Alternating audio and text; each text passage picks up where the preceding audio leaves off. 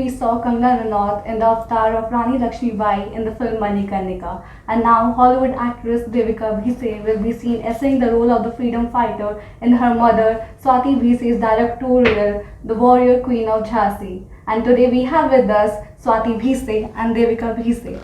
Hi ma'am, hi Devika, welcome to INS TV. Thank you. Hi. The name, The Warrior Queen of Jhansi, it's a give us a feeling of pride. So how crucial, important this film is for you? I think as a filmmaker, every film is important to every filmmaker. So the film earlier used to be called Swords and Scepters because this process has taken more than 5-6 years in the making, developing it, researching it, writing it for me. In the process of researching it, I used to often joke and tell Devika, I said, right now I'm just going to give it the name Swords and Scepters. Later, any distributor can come and decide. Because also it is very difficult because we wanted the name actually just to be the Rani. And we could not get it because obviously I think the name had been taken. We tried very hard. So Swords and Scepters, because I thought of it as power. You know, she had a sword and there were 2 queens and their scepters and power. So we were very happy when it was, you know, a warrior and we wanted a warrior. So we decided finally when the film was distributed internationally that it's the Warrior Queen of Jhansi. But I didn't want it like in England they have the red queen, the orange queen, the white queen. So that was one of the things. And the Rani was a very important part of the story, obviously, but it's also about the East India Company. It's about a corporate bailout, you know, which is one of the first ever corporate bailouts that we see, which is now incredibly relevant to what's happening now in global politics. It's about Lord Palmerston and Queen Victoria and the power struggles between all of these different global forces, which are very alike what's happening today between the trade war with China that's currently going on. And encapsulating all of that was a very important part of the film, not only just to tell the story of the Rani, but of course, it does center around the Rani, the Warrior Queen of Jhansi. And speaking of firsts, we have just come to know that this is the first ever action film in Hollywood to have an Indian lead, female Indian lead, or possibly an Indian lead at all, but a female Indian lead. And so that's such an interesting thing to even realize and an exciting thing to be able to contribute to the conversation, you know, that's currently happening with the world of global cinema, and we're very excited to do that. And we didn't even realize that that was something that would happen at this. Talking about you, was it challenging to portray Rani Lakshmibai on screen? Absolutely. Every role has its own certain challenges. Growing up in Manhattan, New York, I obviously had my challenges with regards to making sure that everything culturally was correct, whether it was my affect, dialogue, accent with the English that we were speaking. And we spent a lot of time talking about the accent in 1858, which would be markedly different from the Indian accent now, right? Because India at the time was, first of all, not India, as she mentioned, and it was incredibly influenced by the East India Company and colonization, and so we had a slightly more English accent to make it what a regal queen who was tutored in English of that style would be able to speak. And that was something we spent a lot of time doing. Obviously the other 2 languages, you know, making sure that I was prepared for that. Between my mother and my grandmother, my Ajit, that was a very long time in the making to make sure that all of the very, very high-flown dialogues that I had to give of that time, which again, are not the same as contemporary languages now in India. Yes. So that was obviously a challenge. And then the other challenge was the athletic portion of things. So I obviously had to train in horseback riding. I rode in all of my stunts. I had to canter and I had to gallop and do jumps as well, much of which was not technically allowed on the shoot, but managed to make happen regardless, as in said I wouldn't gallop and then kick the horse and then apologized profusely to the producers afterwards. Of course, yeah, which I knew, saying that I didn't do so. Learning how to horseback ride without my hands. We have a scene where I'm holding the reins in my mouth and I'm, wielding two swords. Horseback riding while shooting a bow and arrow as well. So all of that, requires hours of training and also doing it enough so that when you're under the pressure and time pressure of a set and with stunties around and with action and horses, that you're able to do that on the spot. Was it easy to act under your mother's direction? Was it easy? Clash of opinions between you guys? Of course, there are always clashes of opinions, but I think because we worked on the script together, a lot of those were hashed out earlier on, where we would argue about, how a scene should be written and what the dialogue should be and what, a American or English audience would understand versus what is correct in the Indian cultural way. And so those all happened a little earlier, which is nice, because once we got to set, you don't really have time to have these kind of arguments on set.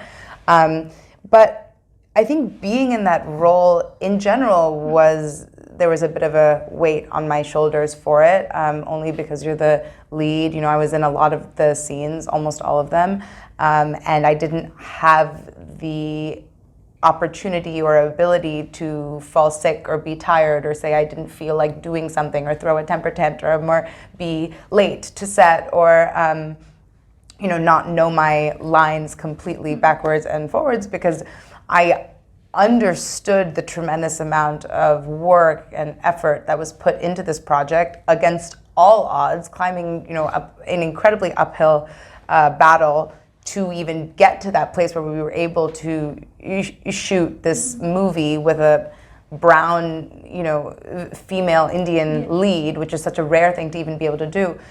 So I think knowing all of that kind of helped me not mess around, one, but to really the stakes were so high and so much work was put into it that when you're in that corner where you don't really have a choice other than to do your very best, you do it, you manage, right? Yeah. And so I think that was really helpful for me, even though it was incredibly stressful for me. I mean, I wasn't sleeping very much, and when it got to set, though, we also had to be on the same team because there's so many other people around who are trying to work against you and undercut you and undermine you and bulldoze you. And, as women, you find that always happens on any project you do. There are so often men or other people who do that. And so being on the same team and not undercutting each other was also very important. I think also I believe in the old traditional way, as my background as a classical dancer. I was very clear with everyone on the set, it's going to be my way or the highway. And I'm very clear on that in life, or you do it. Don't pretend to make me do work and everyone else say the word we. There's no we. If I'm directing, I did not want even big named actors. And I did tell my wonderful casting crew in London, John and Ross Hubbard, who are just amazing. They are the most divine team that I was fortunate to work with and who have become dear friends. As John Hubbard laughed and said, usually that doesn't last. And we've, after the project also been friends. Because when they would call me and say, X actor or Y actor that you look for, they make a lot of, sometimes make veteran directors weep on sets. And I was like, really? Because I didn't know that. Or they're saying that, these are difficult. So I actually became very clear and I said, give all people a message. I hear, but then I follow my own drumbeat. And if people can't do that, then they shouldn't try to work with me. Because I will hear, I will debate, I'll discuss, but it's going to be my vision, not anyone else taking over my set to decide. And I think it was very clear throughout my journey that everyone understood that. Of course, everyone tried flexing, but then I just flexed harder. And I did what I believed would bring the film to culmination the way I wanted it. One last question to you. Are you planning to make your foray in Bollywood? I don't know. Maybe. It's definitely something I'd love to do at some point. It's something I'm very open to. I've said this before, but obviously I've only worked in Hollywood and the West, and yet my biggest fan base is actually out here in India, and I'm very grateful for that. And I travel to India all of the time. I love India, and I would love to do something here. Why not? I keep telling her do something in Marathi films because I think with her kind of style of acting, content is very important. And that's I find regional cinema has a lot of very good content. Of course, I'm sure I know Bengali films are great, and South Indian films are also wonderful. The few Hindi films recently I've seen have been very good and with a lot of content as well. So it's always the right team comes along, the right story comes along, the right journey. And for us, fortunately, this film is seeing its end, but you'd be amazed that the journey was so intense that I had to be airlifted out of Morocco, and the last 48 hours I had to hand over and tell her, please direct it the way these scenes I want. Because why did I use her over my first AD? Because when you co-write, when she knows I'm breathing it and knows every scene, and I'm saying, listen, I'm being airlifted off to being put on oxygen, finish the scene this way. And I knew she would deliver, So it became a team effort, where I was counting on her, almost I tell her in that old Hindi movie type that finish my dream, So we had many of those, and fortunately a year High later, drama. the post-production where, she had played a very large part because I was in hospital in NYU and on life support, and had a lot of recovery because I was down with swine flu and ARDS and pneumonia and shingles and name it. So I wasn't meant to make it. And I said, I have to cut the film. How can I die now? So of course, made it. And, we are finally here to distribute it.